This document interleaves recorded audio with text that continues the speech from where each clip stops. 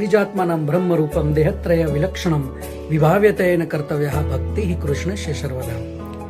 શ્રીજી મહારાજે પ્રથમ પ્રકરણના 20મા વચનામૃતની અંદર અદ્ભુત વાત કરી છે. મહારાજે પ્રશ્ન કર્યો છે કે અતિશય અજ્ઞાનીમાં અજ્ઞાની કોણ છે?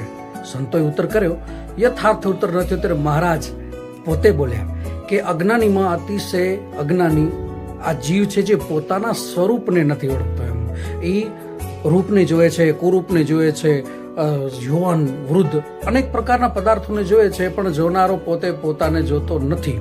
પોતાને જોવું તે શું કે આપણે આત્મા છીએ. આપણે એને કોઈ પૂછે કે આપણે કોણ, તો પૂછ્યું ફલાણી જ્ઞાતિનો કે ફલાણું મારું નામ, પણ એ વાસ્તવિક જવાબ નથી. વાસ્તવિક રીતે આપણે આત્મા છીએ અને આપણે છેક ભગવાન વખતના છીએ અને ભગવાન ભજવા માટે મનુષ્ય દેહ મળ્યો છે, પણ આપણે ક્યારેય વિચાર કરતા નથી.